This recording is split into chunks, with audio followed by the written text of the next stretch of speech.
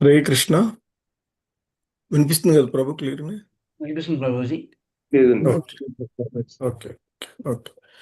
హరే కృష్ణ.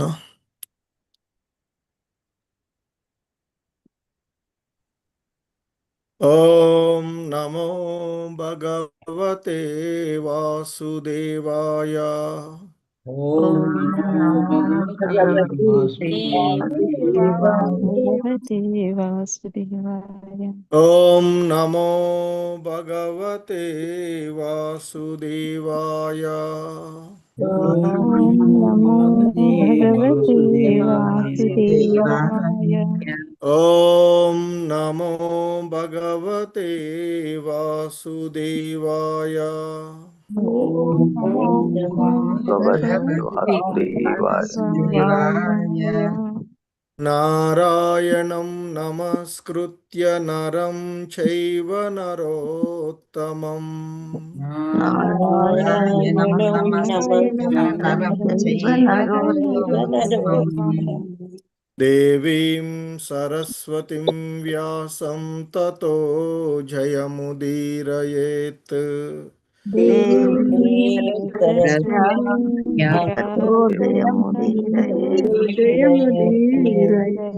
నష్టప్రాయేష్వభద్రేషు నిత్యం భాగవత సేవయా.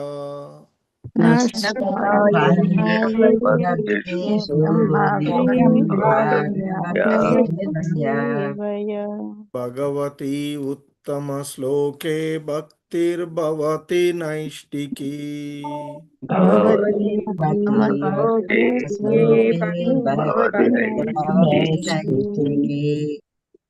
హరే కృష్ణ. హరే కృష్ణ అందరికి. సో ఈరోజు శ్రీమద్ భాగవతము షార్ట్ క్లాస్కి ఇస్కాన్ శ్రీ శ్రీ రాధా గోవింద ఆలయం తరపున అందరికీ కూడా స్వాగతం, సుస్వాగతం. సో ఈ క్లాస్లో మనము శ్రీమద్ భాగవతము మొదటి స్కందము 6వ అధ్యాయములోని 35వ శ్లోకాన్ని ఈరోజు చూస్తూ ఉన్నటువంటిది. హరే కృష్ణ. శ్లోకము శ్రీమద్ భాగవతము మొదటి స్కందము 6వ అధ్యాయము 35వ శ్లోకము. యమాదిభిర్యోగపతైః కామలోభహతో ముహుః ముకుంద సేవయా యద్వత్ తదాత్మాధానస్యామ్యతి. స్క్రీన్ ఏదో వచ్చింది. ప్రభుజీ క్షమించాలి మధ్యలో మాట్లాడినందుకు. స్క్రీన్ షాట్ రాలేదా ప్రభు? స్క్రీన్ శ్లోకం రాలేదు ప్రభుజీ. పీడిఎఫ్ ఓపెన్ అవ్వలేదు ప్రభుజీ. పీడిఎఫ్ ఓపెన్ అవ్వలేదు. డౌన్లోడ్ అవుతున్నట్టు. నాకు శ్లోక ఒక్క నిమిషం.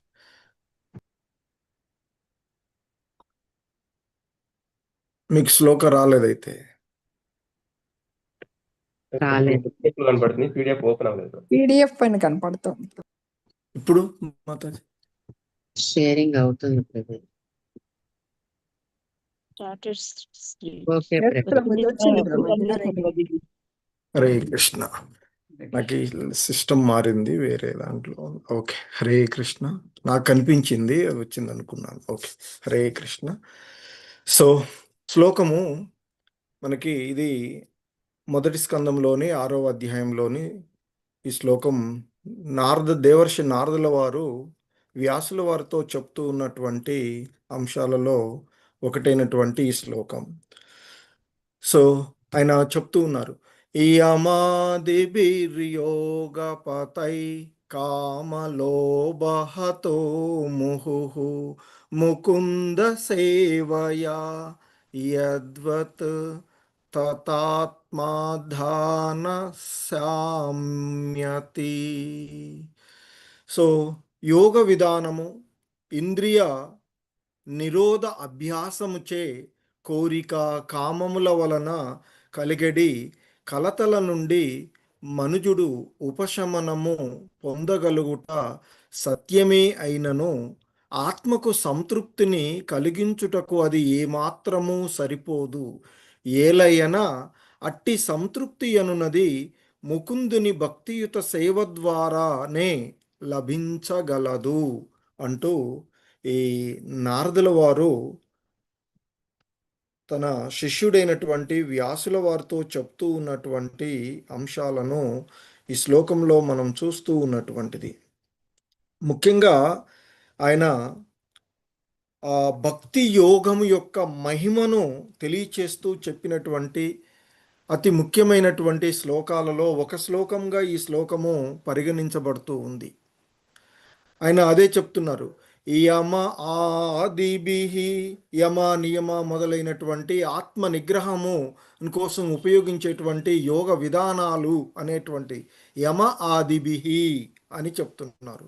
అంటే ఆత్మ నిగ్రహ విధానముకు ఉపయోగించేటువంటి వివిధ పద్ధతులు. అంటే యమ ఆదిభి యోగ పతైహి, అంటే యమ నియమ మొదలైనటువంటి ఆ యోగ మార్గాల ద్వారా, అంటే ఆ దేవత్వమును పొందడానికి ఉపయోగించేటువంటి యోగ శక్తి, యోగ పతైహి, యోగ మార్గాల ద్వారా. కామలోభ హత ముహుహు, కామ లోభ హతః, కామము లోభము మొదలైనటువంటి వాటి చేత బాధపడుతూ ఉన్నటువంటి, అంటే ఇక్కడ ఆ కామము లోభాలు అంటే కోరికలు, ఆలోచనలు, ఇవన్నీ కూడా వాటి చేత ఆ కలత పొందేటువంటి మనుషులు మరి ఆ సాధారణమైనటువంటి యోగ విధానంలో ఉపయోగించేటువంటి ఇంద్రియ నిరోధకాల చేత తాత్కాలికంగా ఉపశమనము పొందవచ్చునేమో, కానీ అవి ఆత్మకు తృప్తిని ఇవ్వలేదు అని చెప్తూ ఉన్నటువంటిది. మరి ఆత్మకు తృప్తిని ఇవ్వడానికి ఏంటంటే ఆ ముకుందుడైనటువంటి ముకుంద సేవయా, ఆదిదేవుడైనటువంటి పూర్ణ పురుషోత్తముడు అయినటువంటి ఆ ముకుందుని యొక్క సేవయే ముక్తిని ఇవ్వగలిగేటువంటి వాడు ముకుందు. సో ఆయన యొక్క సేవ మాత్రమే మరి నిజమైనటువంటి ఆత్మతృప్తి కలుగుతుంది అనేటువంటి విషయాన్ని ఇక్కడ దేవర్షి నారదుల వారు తెలియచేస్తుంది. అంటే కామలోభ మొదలైనటువంటి వాటి వల్ల పదే పదే కలత చెందు ఉన్నప్పుడు ఆ మనసుని యమ నియమాదులతో కూడినటువంటి యోగ మార్గాల ద్వారా పొందలేనటువంటి సంపూర్ణమైనటువంటి శాంతిని ఆ ముకుందుని యొక్క భక్తియుత సేవ ద్వారా మాత్రమే పొందగలరు అనేటువంటిది ఇక్కడ ముఖ్యంగా మనకి చెప్పబడుతూ ఉన్నటువంటి శ్లోకం. ఇక్కడ శ్రీల ప్రపాదులో చెప్తున్నారు, ఇంద్రియ నిగ్రహమే యోగం యొక్క లక్ష్యము. ఎందుకంటే యమ నియమ ఆసన ప్రాణాయామ ప్రత్యాహార ధారణ ధ్యానం ఆత్మ నివేదనం అంటే సమాధి స్థితి పూర్తిగా. సో ఇవి మనకి అష్టాంగ యోగ విధానంలో ఉండేటువంటి విధానాలు. ఇవి భగవద్గీతలోనూ తర్వాత చూసినటువంటివి. అంటే ఈ యమ నియమ అనేటువంటి విధానాలు ఆ సాధనలు ఏవైతే ఉన్నాయో మనసును నియంత్రణంలో సహాయపడేటువంటివే. అందుకే ఇక్కడ చెప్తున్నారు, ఆసనము ఆలోచన అనుభవము సమ్మతము ధ్యానము అంత్యమున సమాధి వంటి వానియందు యోగాభ్యాసం ద్వారా మనుషుడు ఇంద్రియములను నియంత్రించవచ్చును. సో అవి మన మనసును నియంత్రించడంలో సహాయపడతాయి, కానీ అవి మాత్రమే హృదయంలో ఉన్నటువంటి భౌతిక వాంఛలను పూర్తిగా నిర్మూలించలేవు అనేటువంటిది ఇక్కడ చెప్తూ ఉన్నటువంటి. అందుకే శ్రీల ప్రపాదుల వారు చెప్తున్నారు, ఇంద్రియములు విషపూర్ణములైన సర్పములుగా భావించబడును. కనుక అటువంటి ఇంద్రియములను నియమించుటకే యోగ పద్ధతి నిర్దేశించబడుచున్నది. కానీ ఇంద్రియ నిగ్రహము నారదముని ఇచ్చట ముకుందుని దివ్యమైనటువంటి భక్తియుత సేవయనడి వేరొక విధానమును ఉపదేశించుచున్నాడు. అంటే ఇంద్రియ నిగ్రహానికి ఈ యమ నియమ ఆసన ప్రాణాయామ ప్రత్యాహార ధారణ ధ్యానము అలాంటి ఆ విషయాలు కాకుండా ఆ ముకుందుని సేవ అని చెప్తూ, అంటే శ్రీకృష్ణ భగవానుల వారి ఎడ నిష్కపటమైనటువంటి ఆ భక్తి సేవే హృదయంలో ఉన్నటువంటి మాలిన్యాన్ని, హృదయాన్ని ఆ, ఆ హృదయాన్ని లోపల నుండి శుద్ధి చేస్తుంది అనేది ఇక్కడ చెప్తూ ఉన్నటువంటి, సో నారద మహర్షి చెప్తూ ఉన్నటువంటి, అంటే ఈ చెప్పేటువంటి యోగ విధానాలు అనేటువంటివి ఒక సాధనలు మాత్రమే, కానీ పూర్తిగా ఉం, అవి భోగ ఆసక్తులు కాజాలవు అని చెప్తూ ఉన్నారు. ఎందుకంటే ఇంద్రియాలకు ఏదో ఒక వ్యాపకము అనేటువంటిది అవసరం ఉంది.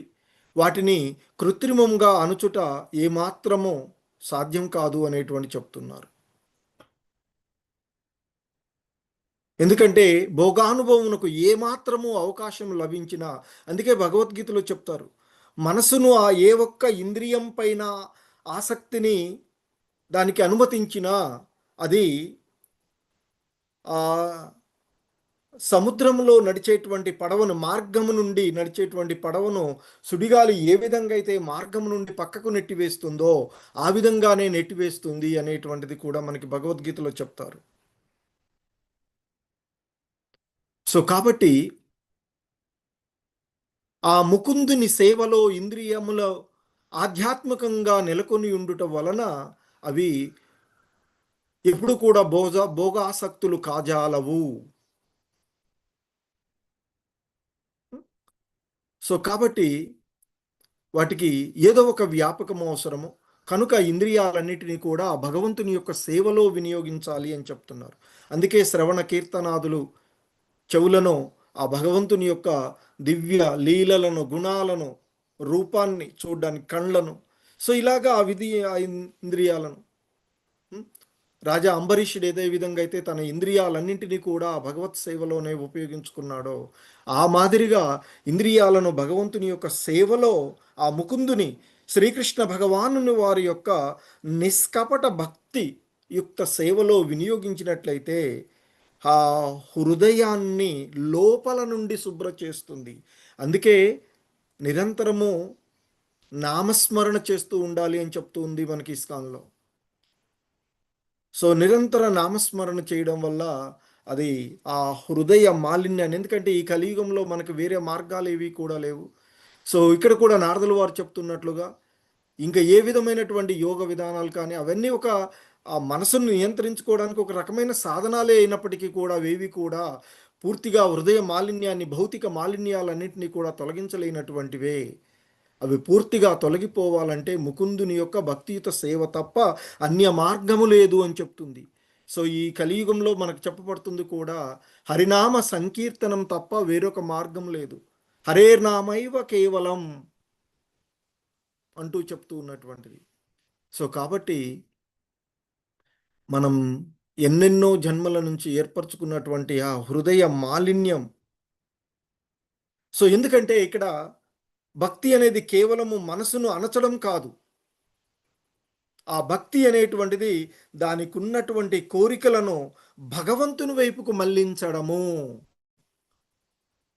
ఒక నదీ ప్రవాహం జరుగుతూ ఉన్నట్లయితే దానికి గట్టిగా అడ్డుకట్టేసాం అనుకోండి, ఏం చేస్తుంది? పక్క నుంచి పరిగెడుతూ ఉంటుంది, అంటే వేరే మార్గాన్ని ఎత్తుకుంటూ ఉంటుంది.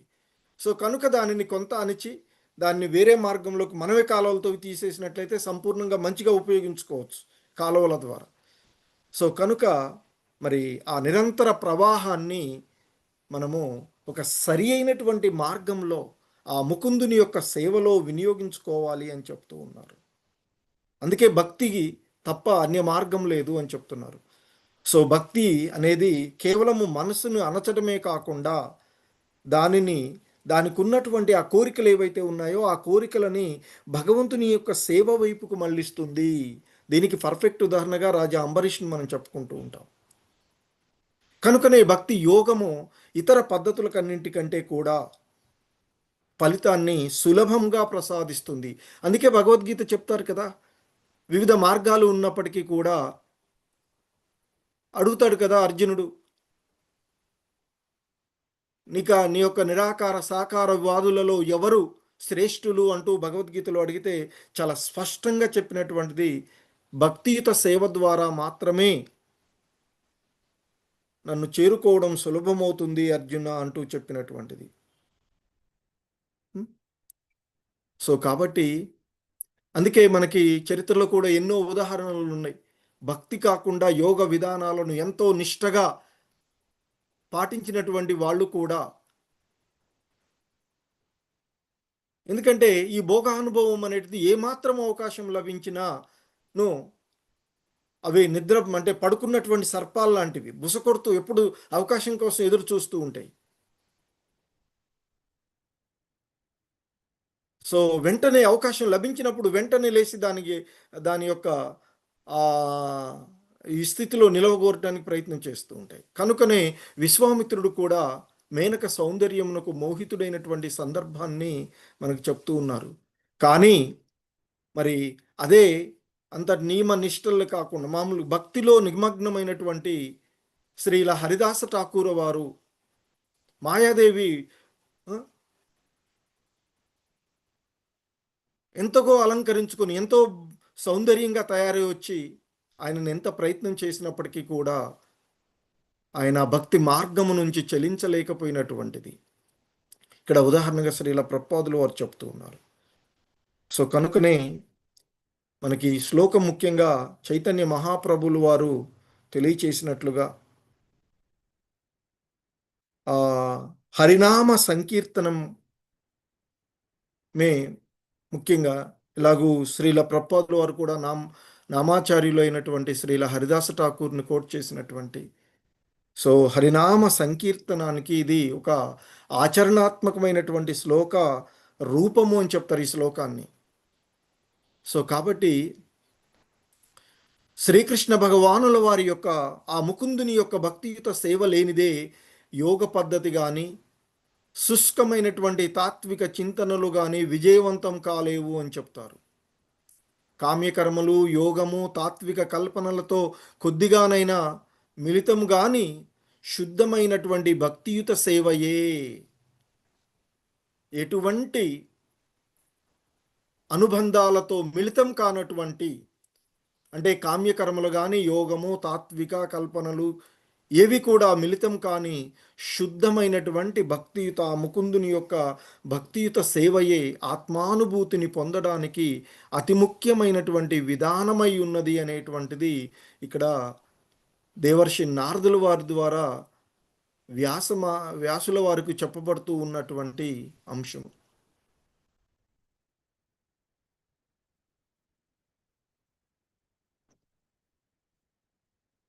ఈ జ్ఞానం కానీ యోగ విధానాలు కానీ ఆ భక్తి యోగానికి ఒక అంగాలు మాత్రమే, స్టెప్స్ మాత్రమే అని చెప్తూ ఉంటారు. సోపాన క్రమంలో అవి ఉపయోగించుకునేటువంటివి.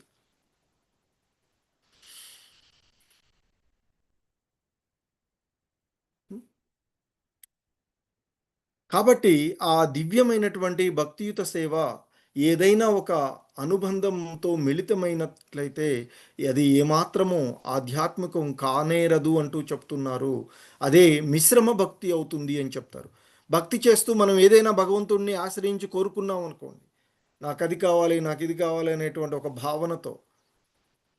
ఎందుకంటే మనకి ఆచార్యులు చెప్తారు, అన్యాభిలాషితా శూన్యం జ్ఞాన కర్మ అనావృత్యం, అది భక్తి, విశుద్ధ భక్తి అని చెప్తారు.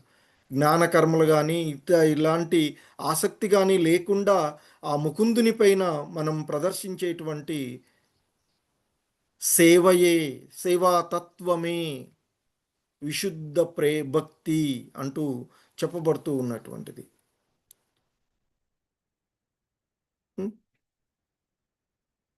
సో ఈ విధంగా మరి తన గురువు ద్వారా పొందినటువంటి విషయాలన్నింటినీ కూడా శ్రీల వ్యాసదేవుల వారు వారి యొక్క దివ్య అనుభూతికి సంబంధించినటువంటి పద్ధతులన్నీ కూడా శ్రీమద్ భాగవతంలో మనకి వర్ణించబడి ఉన్నటువంటి అంశాలు.